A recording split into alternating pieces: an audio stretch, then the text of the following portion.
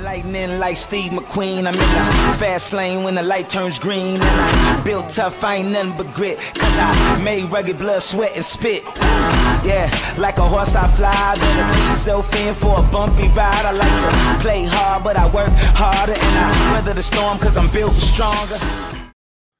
All right, ladies and gentlemen, we are back. We are live. It is the Freight Coach Morning Show, the top morning show in transportation, coming to you live every single weekday, 8:30 a.m. Pacific, 10:30 Central, to break down 3 industry headlines and to provide some actual insight into what all this crazy shit is going on right now, because there's a lot of information that's out there. And frankly, we're here to break down and how to digest, apply, and utilize it in your daily lives and see a meaningful difference that is out there. I got a very special guest for you guys today. I'm going to bring him on here in a little bit, but as always, I got to give a shout out to my friends over at VHub. They're the ones who keep this neon light on here every single day. And you guys, trailers, access to trailers, having them to bring to our shippers is vital to whether you're a broker or a carrier alike. And being able to create a drop trailer pool as a broker at your customer's facility is going to overcome the biggest obstacle out there. And that when you're facing the sales process, and that is you don't have any trailers for me. So right now with what they're working with, we got some trailers out there. And the best part about what VHub has, you guys, is you get paid to reposition these. All right. So right now, out in Paragould, Arkansas, they have dry vans looking to go up into Delta, British Columbia, and you get paid $18.50 to do that. Talk about a way to help offset some of these rising fuel costs and other rising costs that are out there, because this is on top of the revenue you can get by loading it out with freight. They also have them over in Glade Spring, Virginia. Same situation. You get paid $18.50 to do this, you guys.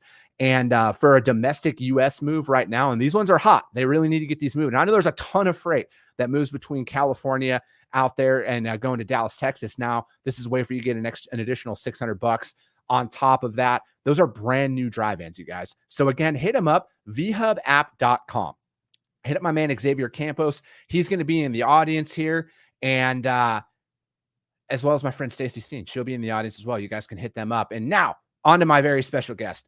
I got the one and only, my friend, Bill Cassidy, here with the JOC. Bill, thank you for joining me. Hey, thank you. It's great to be here, Chris. Great to be here with all your audience, too.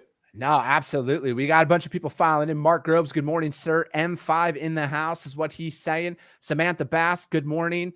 Chris Waters, how are FedEx and UPS doing? I mean, I didn't pull their earnings report, but I'm seeing some early earnings reports coming out here. And this looked like it was a pretty strong Q2 for some carriers out there. Drew Driscoll, good morning. Every single day, man. That's what it's all about. Consistency. You got to show up, the discipline to show up every single day, man. Bill, why don't you introduce yourself to some people? You're one of my favorite journalists to break down your articles on, because there's a true subjective nature to your writing style that I've identified. And, you know, this is like the 75th or 73rd live show that I've done where I'm actually breaking down industry headlines. And I'm starting to notice some patterns that are out there in people's writing styles and everything else. And I appreciate yours. And also your colleague, Eric Johnson, who's a, mutual friend, taking that subjective angle to your writing. It's not always about trying to prove a point. It's more like trying to tell the sides of both stories that are going on in the overall story. Yeah, right. We do try and bring in a broad viewpoint and provide some analysis where we can to let people know what's actually happening in the market. But, as for myself, I'm senior editor for trucking at the Journal of Commerce. I've been with the JOC group, since 1996. So it's been a long time. And before that, I worked for Transport Topics for a few years. And I also worked for Fleet Owner, starting out with them in 1984 in New York City. So been around trucking for a while, and really glad to be here on this program today. No, absolutely. Bill started doing this when before I was born. So here we go. That gets me, man. That gets me here. Okay. But hey, age is just a number, as they say, right? I think after you turn 30, you stop counting. So what's, from your stance right now, like obviously, before we jumped down, you had sent some pretty good things. Like there was so much information that's out there for the everyday person, and that's just like us. Like we're just everyday people. You look at all of this information. Is there how do you discern fact from fiction, or is it not? Is it reading multiple data sources to actually see the story? Like, what's some advice you could give to anybody out there? It's reading multiple data sources, talking to as many people as you can, trying to get different views of the marketplace and see if they can somehow be reconciled with data. And I think for someone in my chair, the data is really, really important. And I'm constantly looking for new sources of data, for big, broad, and deep sources of data. When it comes to talking about the economy and transportation and trucking's role in the economy, I do like to look at data sources like the U.S. Census Bureau, Federal Reserve System, the Bureau of Labor Statistics, the BEA. All of these government organizations draw in huge amounts of monthly data from tens of thousands or hundreds of thousands of establishments.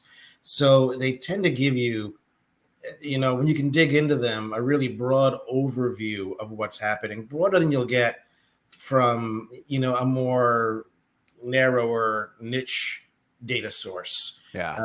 So I think that's important, but it's also important to talk to as many people as you can. Cross-check notes with people. Yeah. I love to talk to Eric, who you talked to the other week. Ari Ash, another colleague of mine in the Journal of Commerce, is also a font of knowledge about rates and data. Yeah. So the more you can look up, the more people you can talk to, I think the better you will be, as long as you try and make sure you can talk to people with, to an extent, with different viewpoints.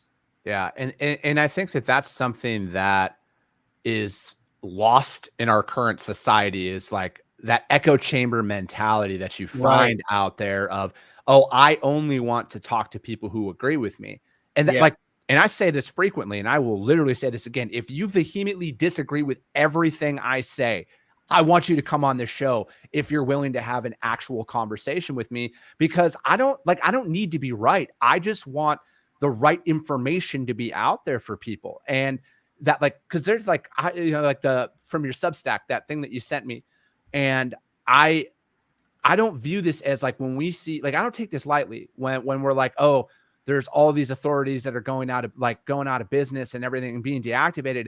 I view that as that's a literal family. That could be now a kid who doesn't get to eat because of this, So it's when you see people out there saying, oh, you should sell your truck because, the market's hot and, this is good. No, I like that. That is a ripple effect that causes. And that's my whole problem with this echo chamber mentality that we have right now, is it's you're more concerned about being first than you are being right. And that's what I think that's one thing that I want to see changed. Yeah, it's a great point. I mean, the echo chamber, we all seem to be locked into our own echo chambers. Yeah. I try not to fall into one. It's easy enough to do. I think the only way to break that is to continue to look for new sources of information, to read as much as you can, to discover as much as you can. Certainly, I think that, one thing that really bothers me, here's my little 2-minute rant. Let's do it. There's a lot of coverage of trucking today in the general media that basically treats all of trucking as being the same thing. Correct. We know there's not just one trucking industry that's worth $850 billion. There's multiple trucking industries in America. Mm-hmm. There's, the big, large, publicly traded, mainly contract-oriented truckload carriers. There's the guy with one truck, two trucks, who's been working the spot market. They're really in almost two different industries. They both operate trucks, but they operate very differently. Then you've got the less than truckload industry. Then you've got the specialized industries, bulk grain, tanker. There's a huge number of different types of companies. There's private carriers, shippers who have their own trucks, like Walmart being a great example, Amazon being an example. There's such a mix of business out there that when I see stories that, basically say, the truck drivers are all one thing, and they're all victims of market cycles being ground down by, high fuel prices and lower rates. It's true. A lot of people are feeling really bad effects from that. They're being ground up like coffee. But, there is also a lot of people who are doing well. And a lot of people who are adapting and changing and doing different things. And I think that, that is something that needs to be stressed more and realized more. Yeah. I literally try and do that every single day. Like, cause I think like labeling a national average as a pricing mechanism is that's a slippery slope, and you will find yourself losing business very, very quickly. We had one shipper, Chris, who talked to us, about this exact problem. Her boss, the CFO or the CEO, was coming to her and saying, "Hey, I've got all these headlines saying that spot rates are dropping, and why are our rates still high?" Well, number one, they moved heavily from spot to contract this year because they wanted guaranteed capacity. But okay, forget about that. Why aren't we able to connect, with these falling spot rates and reverse, some of our costs? And she had to point out that, well, that national rate may be down X%, but our lanes, like 3/4 of our lanes, are up simply because of where they're moving freight from. So they were seeing an increase in spot rates in their lanes, even though there was a national decrease in the national, was a decrease in the national average, right? Yeah. So interesting. It just goes to show that, looking at the national averages alone is kind of a trap. Yeah, it really is. And trying to sell this is the end all be all data source of this is the only way it's going to go. It's a farce, and it's going to put people out of business, in my opinion, because to your point right there, like if you break it down, like accurately break it down, like reefer freight, for example, there's 3 pricing structures for a reefer trailer. 3. You have your frozen, you have your fresh, and you have your temperature controlled. All right. They are all priced very differently on every lane that's out there. So to say, and that's on one lane. So Houston to Phoenix, for example, a frozen load is going to be priced differently than a fresh load, which is going to be priced differently than a weather protect load that's out there. So to say that, oh, just quote X on it, that's leading people astray. That's putting out false information. Yeah. I mean, so the anecdote that I mentioned to you earlier, which I used in a Substack newsletter, it wasn't something I would have used in a story on JSU.com, but it was really interesting. A friend of mine who's been involved in trucking for years talked about 3 owner-operator friends of his. All of them last year were doing power-only work and making good money last year. So this year, one of them, we'll call him Trucker A, decided to sell his tractors and basically get out of the business and do something else, which is a decision you can make. If you find you can't make money on doing this, go do something else. The second trucker, Trucker B, sold his tractors but bought 2 straight trucks and switched to doing local work for decent returns. So that's also a decision to adapt to the marketplace and pursue something that might be more profitable for you.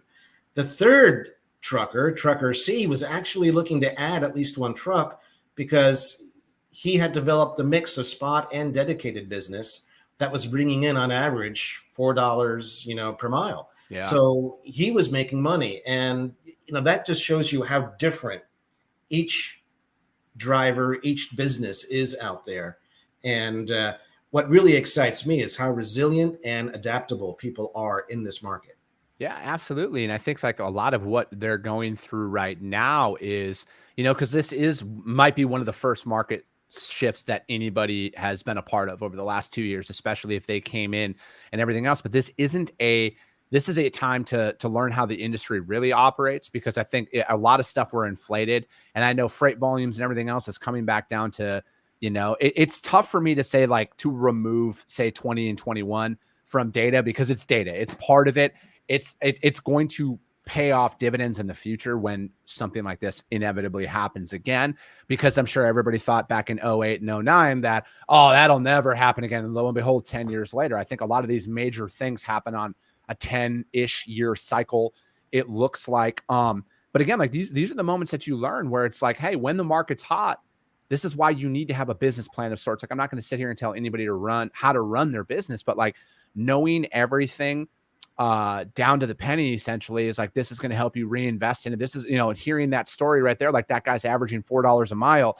I know a lot of freight that's moving out there right now that is significantly higher than the national average. That is not your prime lanes and everything else. And that's the way I want a lot, like, to put it into context. In my experience, the quote unquote power lanes, which everybody goes after, those are the ones that are affected the most by the spot market. Charlotte to Chicago, that's going to be affected exponentially more than, say, draw, a 80-mile radius around Charlotte and Chicago and grab a random city to a random city. That rate is going to be substantially higher because it's not as competitive. There isn't as much interest in it because they might not want to drive that additional 50 miles that are out there.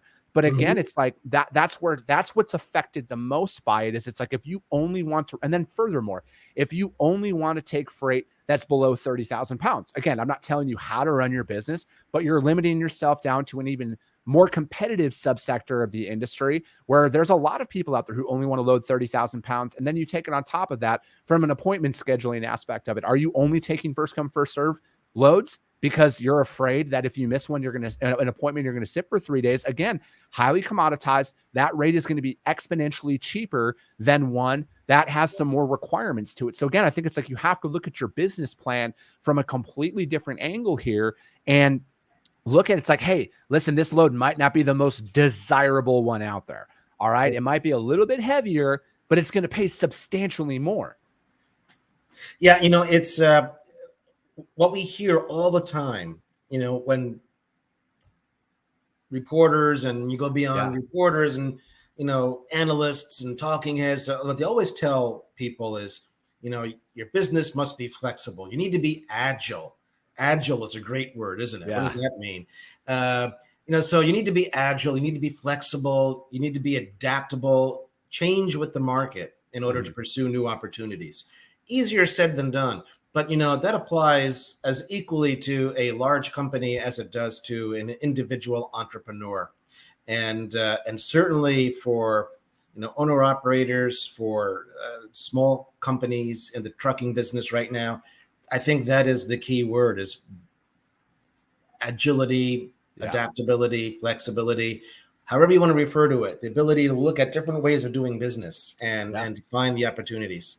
Yeah, definitely. Well, we could probably go on for hours here, but I think let's break down one of these articles. All right, let's get started on that. Stephen Peterson, good morning. I saw you guys out there. Dennis Everett, good morning. Sam Smith, good morning. Xavier, Jeremy Reed, good morning. Corey Morris, good morning. Let's break down this one from the JOC, written by yours truly, or Bill. Inventory levels are leveling off, but not manufacturing stocks. I want to, and again, you guys, I post the links to all these articles out there for you guys to read and review on your own, and really get into this. But like, from an inventory level standpoint, because that's like top right now. Like, you look at Walmart, Target. Oh, inventory is busting. What does that even mean? Like, what does that mean? Inventory stock levels. Well, the news that you see most, lately has been all about the big retailers, Walmart, Target, how they all have too much inventory and it's all the wrong inventory, right? Yeah. They've ordered stuff that people don't want to buy right now. Maybe it came in late. Maybe it was meant for the winter season and it arrived in spring, or maybe it's just people's priorities are changing and now they're saying, oh, we're going to spend money on travel rather than on, or restaurants rather than on, the grill that we would buy for our backyard.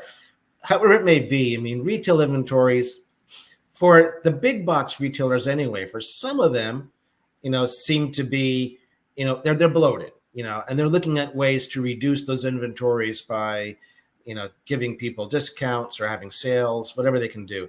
But that's not the entire universe. It's not even the entire universe of retail. Yeah. There are more specialty retailers out there who are building inventories because they feel they need to have that product on hand to avoid a stock out. Yeah. And maybe they're now concerned people aren't going to be buying as much as they were last year, but they're still purposely adding to inventories.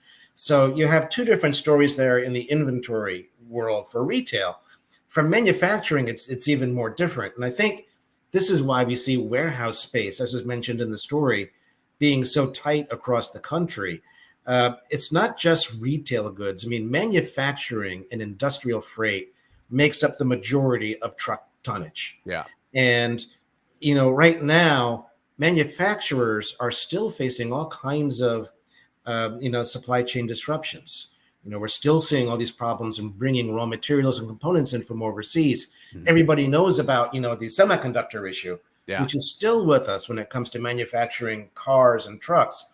But, it's also all kinds of other components. And there was one manufacturer, a Swedish manufacturer of tools and mowers and other outdoor equipment. It said, we're always looking for this golden screw. It's Yeah. the elusive golden screw. There's this one product that we need to build our products, and we can't get it, or we can't get enough of it. So we have to go look for another product. And that brings in a whole bunch of other problems, because by replacing the golden screw with this other product, we now have to get 5 other products to support that. So suddenly we have to have a lot more inventory on hand to build the same amount of products that we were building with less inventory, a year ago or 2 years ago or 3 years ago. So it just builds and builds. And that is the manufacturer problem right now. And you do see manufacturers' inventories, the raw materials inventories being higher right now than the finished goods inventories for manufacturers. So what does this mean for freight transportation? It means that, right now we have the bottlenecks that we saw, earlier this year and late last year at the ports. There's still bottlenecks at the ports, but a lot of this has moved inland.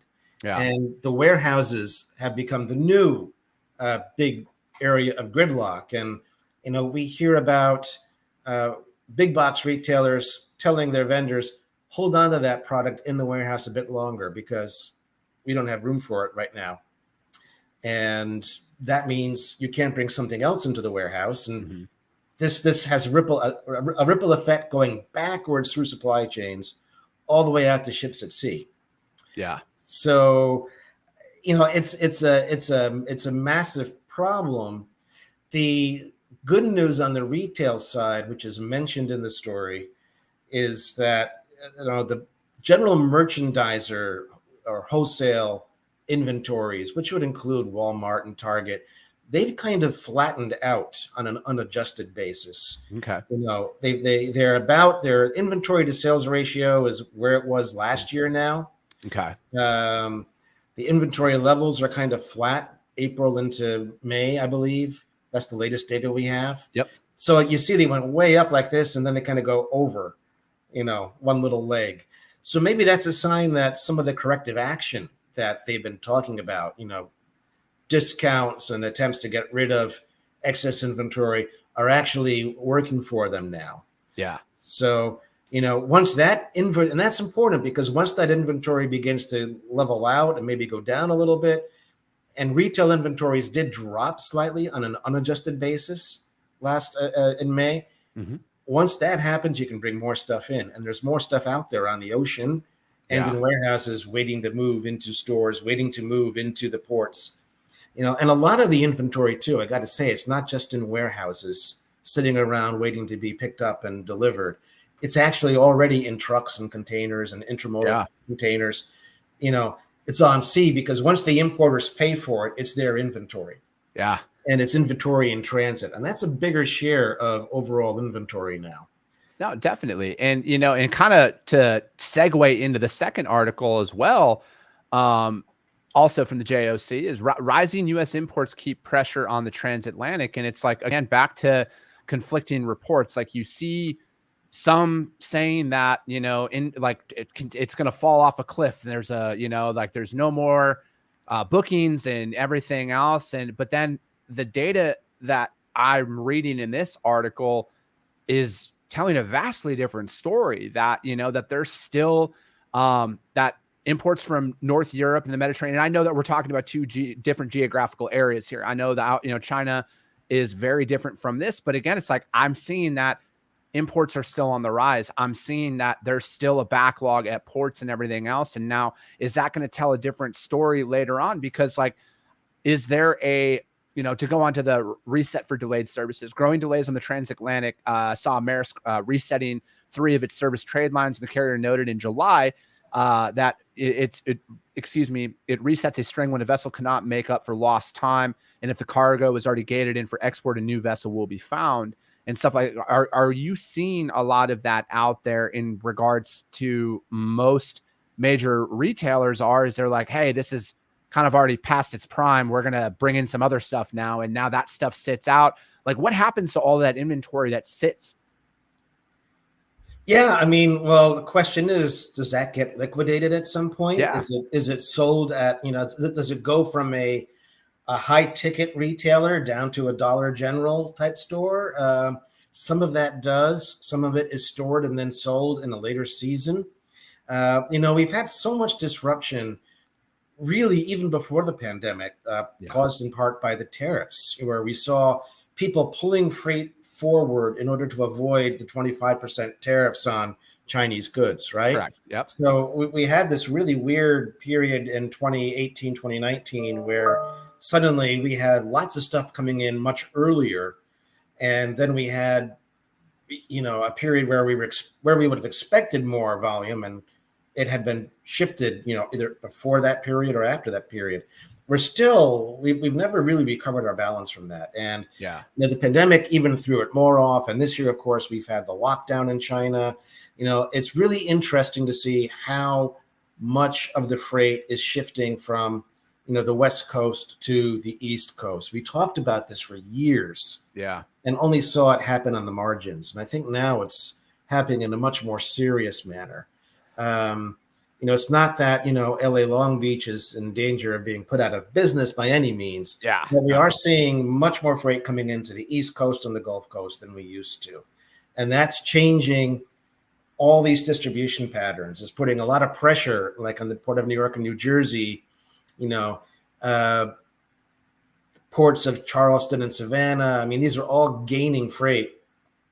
In an area like New York and New Jersey, you've got infrastructure that's been there for a long time. Mm-hmm. It's hard to build out new infrastructure because of the nature of New York and New Jersey. Yeah. Savannah, it's a lot easier. I just drove past Savannah. I'm 10 miles away from it on the interstate. You don't even see it. You hardly know it's there. There's a lot more land to build out in these areas than there is necessarily in the Northeast.